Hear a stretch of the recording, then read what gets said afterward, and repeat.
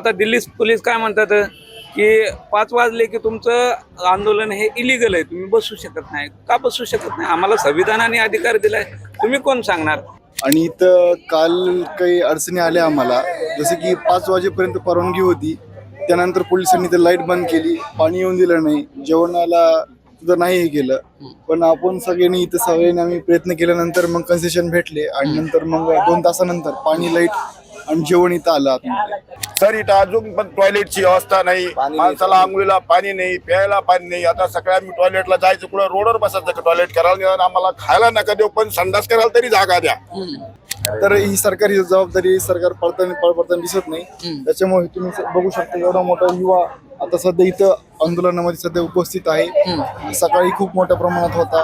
तर हे सरकारचं अपयश आहे. बरोबर. अभिजित दादा इथे 8 दिवस म्हणतील 8 दिवस थांबू, महिनाभर म्हणतील महिनाभर थांबू, जोपर्यंत शिक्षण मंत्री हे राजीनामा देत नाही तोपर्यंत आम्ही इथे थांबू.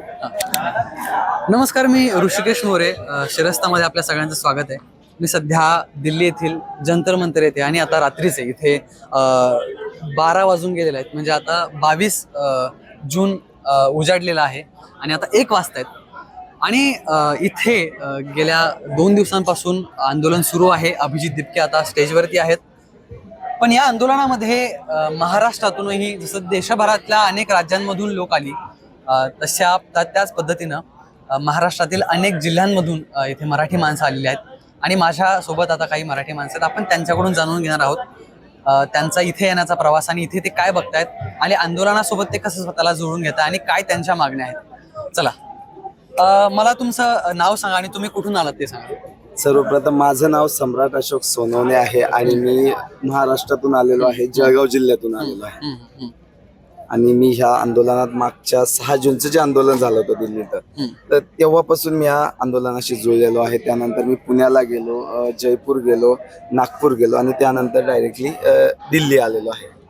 आंदोलन आता इतक्या दिवसांपासून सुरू आहे. सरकारकडे मागण्या होत आहेत, पण तरीही सरकारकडून कुठलीही ऑफिशियल जी घोषणा आहे किंवा त्यांचं मत त्यांनी व्यक्त केलेलं रिस्पॉन्स या आंदोलनाला दिला नाहीये. यावर काय सांगा? बघा, हे आंदोलन जंतर मंतरवरचं पहिलं नाहीये. तर ह्या आधी अनेक आंदोलनं झाली आहेत आणि ह्या आंदोलनापेक्षाही काही आंदोलनं झाले आहेत, जसे की शेतकरी आंदोलन झालं. परंतु हे सरकार आहे ना सुस्त झालेलं आहे. हे सरकार सुस्त झाल्यामुळे काय ना, यांना कोणाच्याच प्रश्नांची काही घेणं देणं नाही. मग ते शेतकरी असो, युवा असो, विद्यार्थी असो की बेरोजगारी असो, भ्रष्टाचार असो, याच्याशी ह्या सरकारला काही घेणं नाही. आणि आम्ही युवा आहोत, आम्ही प्रश्न कोणत्याही सरकारला विचारू. भाजपा सत्तेत आहे म्हणून त्यांना नाही, तर आम्ही काँग्रेस असेल सत्तेत तर त्यांनाही विचारू, BJP असेल त्यांनाही विचारू, जर अजून कोणी असेल सत्तेत तर त्यांनाही विचारू. आम्ही ह्या देशाचे युवा आहोत आणि जनता आहोत. जनतेचं काम आहे प्रश्न विचारणं आणि त्यांच्या समस्यांवर उत्तर देणं हे सरकारचं काम असतं. म्हणून आम्ही प्रश्न विचारणं आमचं सोडणार नाही आणि हे आंदोलन आम्ही शांततेप्रमाणे करू. दादा, तुम्ही कुठून आहात आणि तुम्ही आंदोलनाला कधी आलात? तुम्ही आधी कुठून आहात आणि तुमचं नाव काय ते? सर्वप्रथम तुम्हाला जय शिवराय, जय भीम. मी छत्रपती संभाजीनगरहून आलो. माझं नाव आहे ज्ञानेश्वर रघुनाथ थोरात, मुक्काम आंबेगाव, पोस्ट शेगाव, तालुका गंगापूर, जिल्हा छत्रपती संभाजीनगर. इथे तुम्ही आलात, कधी आलात आणि काय काय बघताय आतापर्यंत? कालच 2 वाजता आलेलो आहे. परवा आंदोलन चालू झाल्यानंतर मी 1 घंट्याने इथं आलो. मी एकटाच आलो छत्रपती संभाजीनगरहून, रेलमध्ये आलो. अच्छा, हो. आता इथे आंदोलन सुरू आहे. अभिजित दिपकेंना तुम्ही बघताय, ते इतक्या दिवसांपासून आंदोलन करतायत. काय मागण्या आहेत आणि तुम्ही या सगळ्यांना कसं तुमच्यासोबत जोडून बघताय? हे सरकार जे आहे ना, ज्ञान कातड्याचं आहे. ह्या सरकारला गरीबाचा आवाज ऐकू येत नाही. लोक यायला असं ते पहिले जुने लोक म्हणत होते घ्यायला अरे टोचून उठा लागत, तसं हे सरकार आहे आता सध्या.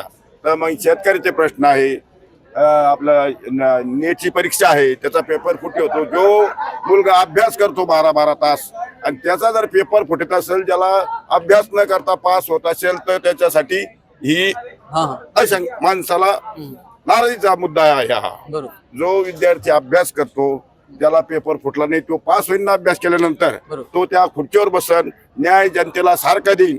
पण हे सरकार 12 वर्षापासून पेपर फुटीचा प्रकार करतोय. पेपर फुटणं म्हणजे चांगल्या मुलाच्या डोक्यात दगड टाकणं आहे. हम्म. जो हुशार मुलगा आहे IAS होणारा, हुशार एकदम नंबर 1, आपण त्याला क्लास 1 मध्ये म्हणू शकतो. नाही आपण त्याला शब्द याजू आपण सुपर फास्ट हम्म. सुपर मिरिट मध्ये येणारा मुलगा, बरोबर. मिरिट मध्ये येणारा मुलगा जर अधिकारी झाला तर तो न्याय जनतेला देईल.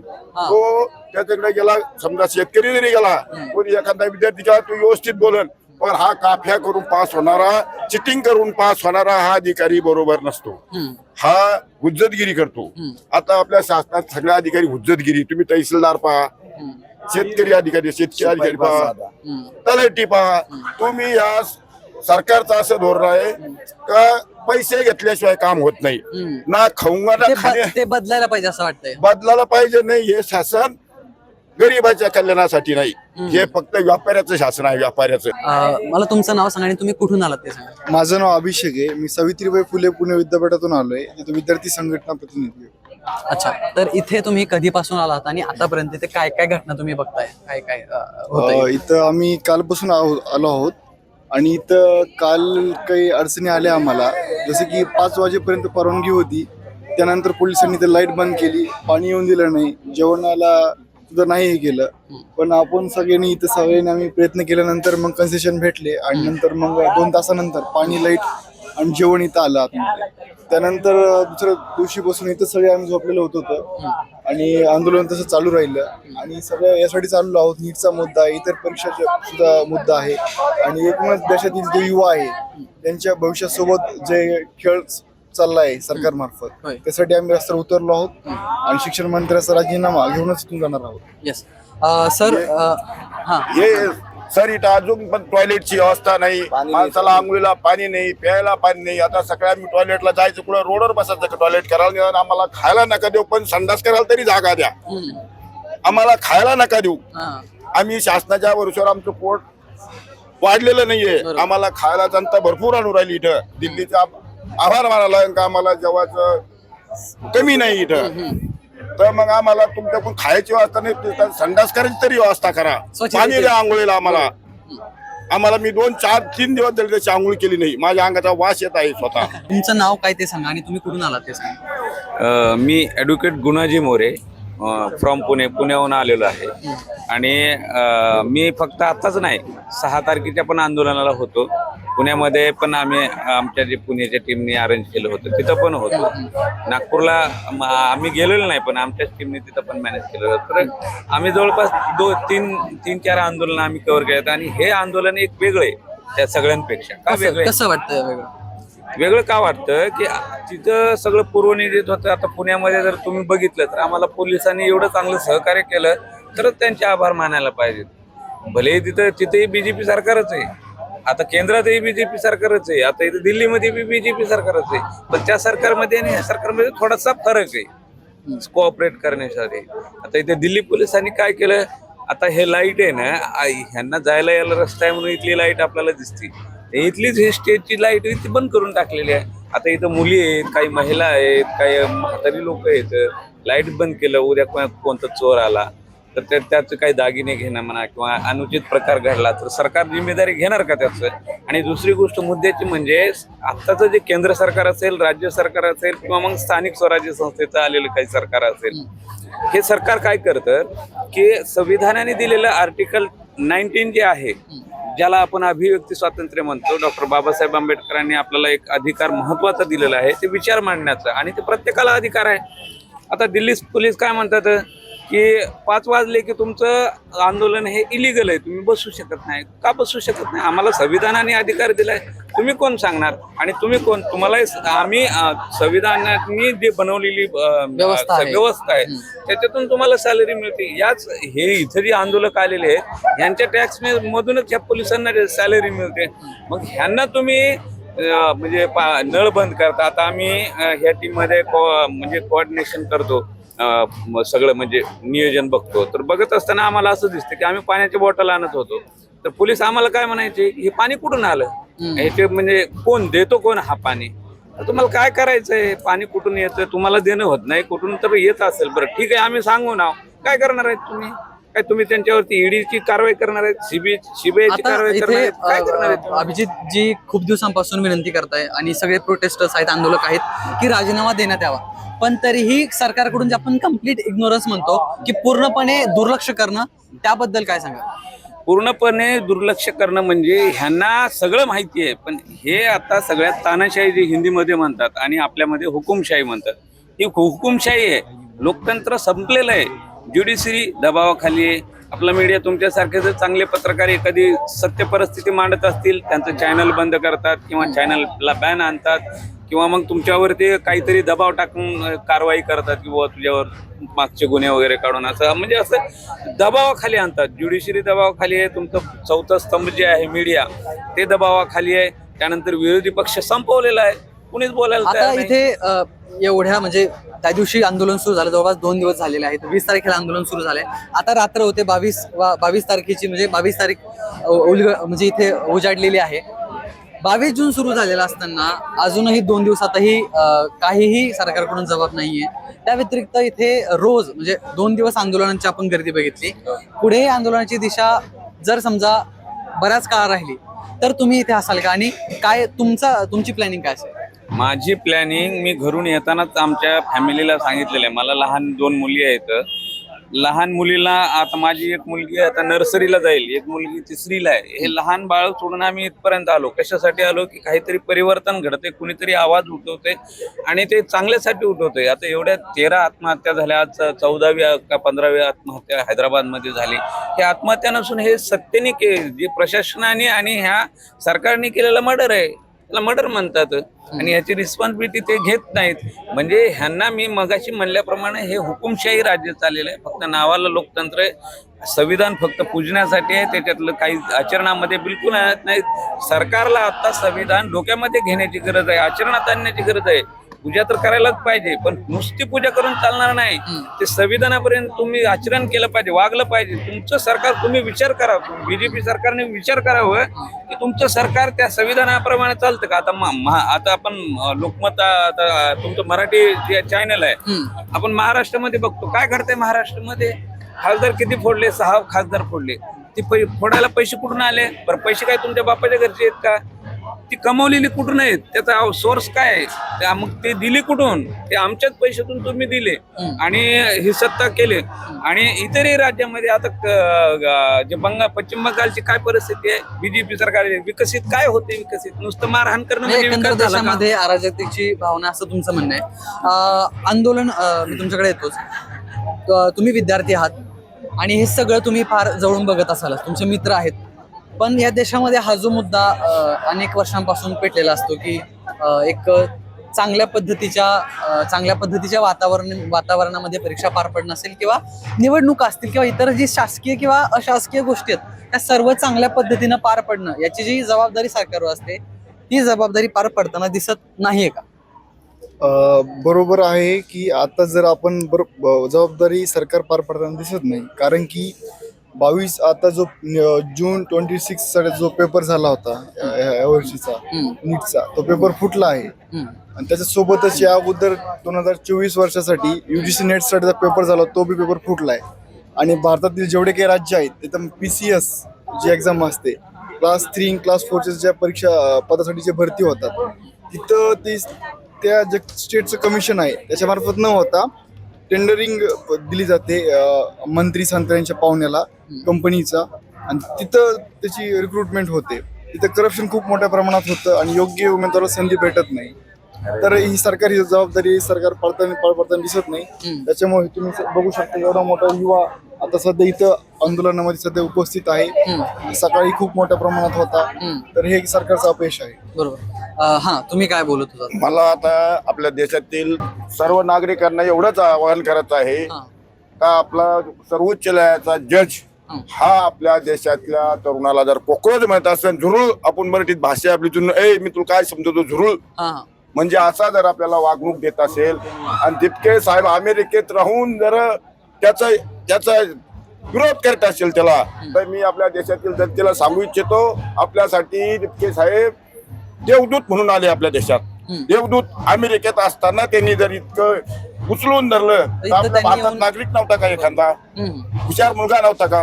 पण दिपके साहेब आपल्यासाठी देवदूत निघून आले. आता बरेच जण अभिजित यांना यांचं जे आंदोलन होतं जेव्हा ते सोशल मीडियावरती व्हिडिओज अपलोड करत होते, अनेकांकडून म्हणजे म्हणजे भारत सरकारच्याच काही जे नेते आहेत त्यांनी त्यांच्यावर देशद्रोही असण्याचे आरोप केले किंवा पाकिस्तानकडून फंडिंग येते असंही बऱ्याच जणांकडून म्हणण्यात आलं. आणि मग ही जी भावना तयार झाली की हे देशविरोधी कृत्य आहे, याबद्दल तळागाळातल्या शेतकऱ्याला म्हणजे तुम्हाला काय वाटतं? हे काही विदेशातील याच्या मागे शक्ती नाही, हे फक्त आपलं सांगायचं खोटं कारण आहे. हे आपल्या देशातला, आमच्या हिंगोली जिल्ह्यातला आणि आमच्या एमआयडीसीत दिपके साहेबाचे आई वडील राहतात. मी पण त्या तिकडे संभाजीनगर मध्येच आहे. तर मग दिपके साहेब अमेरिकेतून आपल्यासाठी जर येतात तर ते काही अमेरिकेतून थोडी पैसा आणला त्यांनी. पाकिस्तान आणि अमेरिका हे काही सांगायचं कारण नाही. आपण त्याला जुनी म्हणत होती, नाचता येईना अंगण वाकडं, नाचता येईना अंगण वाकडं. मग काहीतरी आपला बहाणा द्यायचा आणि याच्यात काहीतरी खोटं नाटं बोलायचं. बरोबर. हे सरकारचं धोरण आहे.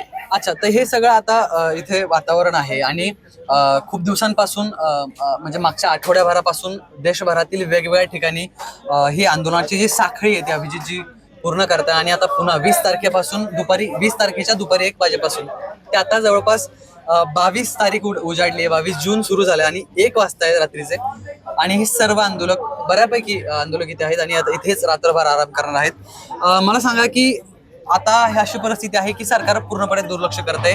अभिजितजी यांच्याशी आम्ही आता बोललो तर त्यांनी सांगितलंय की जोपर्यंत राजीनामा येत नाही तोपर्यंत इथून हटणार नाही. यावर तुमची आंदोलक म्हणून काय भूमिका आहे? निश्चितच अभिजित दादांनी जे डिसिजन घेतलेलं आहे त्या डिसिजनला आमचं सहमत आहे आणि त्यांनी घेतलेल्या निर्णयाला आमचा पाठिंबा आहे. अभिजित दादा इथे 8 दिवस म्हणतील 8 दिवस थांबू, महिनाभर म्हणतील महिनाभर थांबू, जोपर्यंत शिक्षण मंत्री हे राजीनामा देत नाही तोपर्यंत आम्ही इथे थांबू. तुम्हाला काय बोलायचं आहे? मी तेच मगाशी तुम्हाला ते सांगत होतो की माझ्या छोट्या छोट्या मुली आहेत 2, त्या मुलीला सोडून मी इथं आलोय. मी येताना त्यांना सांगितलेलं आहे, ते पप्पा तुम्ही कधी येणार ते विचारत होते. मी माझ्या मुलीला आणि घरच्यांना मी सांगितलेलं आहे की बाळा मी जाणार तर आहे पण यायची डेट माझी फिक्स नाहीये. आणि आम्ही मनानेच तिथून ठरूनच आलेलं आहे की जोपर्यंत धर्मेंद्र प्रधानचा राजीनामा घेणार नाही आणि धर्मेंद्र प्रधानचा राजीनामा घेऊन सक्सेस आपलं जे आंदोलनाचं आहे ते केल्याशिवाय आम्ही पुढचं काहीच विषयच हातात घेणार नाही आणि इथून उठणार नाही. अहो, भगतसिंग यांनी जर 23व्या वर्षी आपलं प्राण हा देशासाठी अर्पण केला तर आम्हाला एवढं काहीच नाही ना, फक्त आमचं घर त्यागायचंय. मग आमच्याकडून देशासाठी एवढं सुद्धा नाही होणार का? आमच्यासाठी खूप मोठी गोष्ट नाही. जर महापुरुषांनी एवढं योगदान दिलेलं आहे, त्यांचा जीव त्यांचं आयुष्य त्यांनी अर्पण केलं देशासाठी, मग आम्ही एवढंच केलं तर काय फरक आहे? आमचं तर म्हणजे पायाची धूळ पण नाही ना. आपण महाराष्ट्रातून आहे. महाराष्ट्र ही छत्रपती शिवरायांच्या पावनभूमी स्पर्शाने पावन झालेली आणि आपल्या मराठ्यांचं जे रक्त सांडून ही निर्माण झालेलं आपलं महाराष्ट्र आहे आणि ही चळवळीचं महाराष्ट्र आहे. आणि ती चळवळ आपली जी दिपके साहेबांनी जी आणलेली आहे ती पेटलेली चळवळ आज दिल्लीत आलेली आहे आणि दिल्लीतून ही चळवळ पूर्ण भारतभर जात आहे. आणि ही याच्यातून निश्चितच आता तर आम्ही राजीनामा घेऊच, परंतु येणाऱ्या काळात सुद्धा आम्ही नक्कीच शिक्षण क्षेत्र असेल, आरोग्य क्षेत्र असेल, कृषी क्षेत्र असेल, स्पोर्ट असेल, वेगवेगळ्या क्षेत्राचे जे काही प्रश्न आहेत आम्ही जनतेचा आवाज बनून आम्ही रस्त्यावरती उतरू आणि सरकारला ते करायला भाग पाडू. बरोबर. तर हे होते मराठी बांधव. दिल्लीमध्ये हे काही प्रातिनिधिक मराठी बांधव आहेत. यापेक्षाही इतर अनेक जण मला दुपारपर्यंत म्हणजे दुपारपासून आता संध्याकाळपर्यंत भेटलेत. मराठी माणसं असतील किंवा देशातील इतर राज्यातूनही अनेक लोक इथे आलेले आहेत आणि आंदोलन करत आहेत. आणि सगळ्यांचं एकच म्हणणं आहे, शिक्षण मंत्री जोपर्यंत राजीनामा देत नाहीत धर्मेंद्र प्रधान तोपर्यंत इथून ते तोपर्यंत हटणार नाहीत असं त्यांचं म्हणणं आहे. त्यामुळे आता या आंदोलनाची पुढची दिशा काय असेल हे बघणं फार महत्त्वाचं राहणार आहे. शिरस्तासाठी ऋषिकेश मोरे, नवी दिल्ली, जंतर मंतर.